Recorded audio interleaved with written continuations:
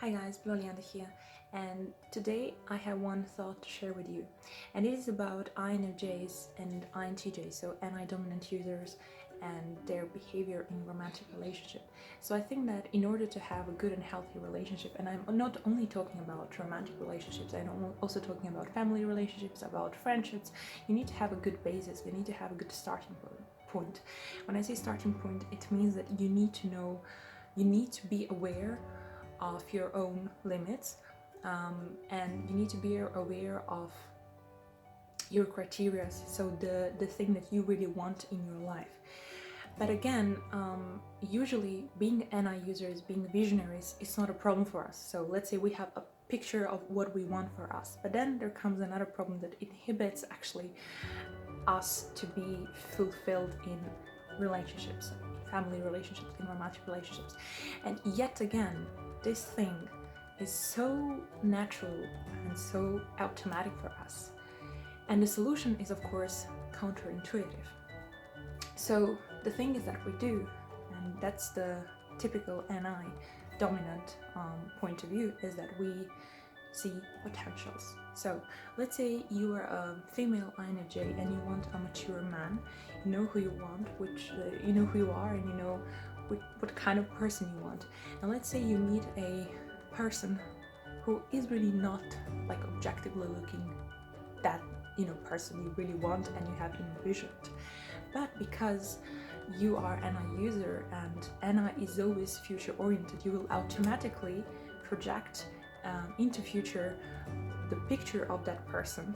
Like you will imagine, and you will seeing the potential of the person. You will imagine the person, let's say 3, 4, 10 years in front. So you will enter the relationships not actually in relationship, not actually with that person, but actually with what he or she might become. And yet you can be mistaken, because your NI, no matter how brilliant it might be, for me personally, my visions are my truth. That's something that 90% of our reality is actually our dominant function, but yet they are still subjective, or introverted functions because are subjective, because you in some way always reference to the past experiences. I think that's general rule for all introverted functions: introverted feeling, introverted thinking. So that also applies to intuition.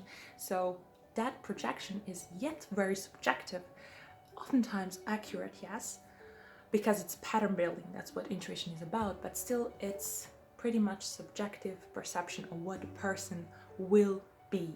So that means that you will accept something without even what's not for you, at least not in the moment, and you're actually not aware of it. So I think that first step is to realize that we can use NI, but also only to some extent, that we need to know that there are some limits to that, and that we should just try to, especially at the beginning, when all of those feelings are coming, that's actually when it's the hardest, but yet the most important and essential, crucial part is to really be present, to be aware, to have that vision really firm, but yet not to, for the sake of having a romance, which is usually what INFJs do, not to project it on the person, but rather to really stay focused, to see, using our SE and FE, to see the person the way he or she is.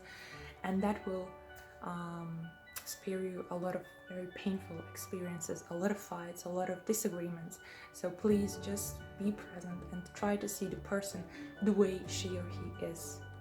Although again, it's really hard, I know, I've been through that, but since I have made the shift, since first of all I became aware that I'm doing not only with my family members, with my friends, but also in my romantic relationships, I became much more happier, and I have a much better and fulfilling relationships once I realized that I really need to work on that. So yeah, that was just one brief thought I had today. Please comment if you had similar experiences, and how is that you deal with those experiences. Thank you really much for watching, and have a beautiful, beautiful day, and I see you in my next video.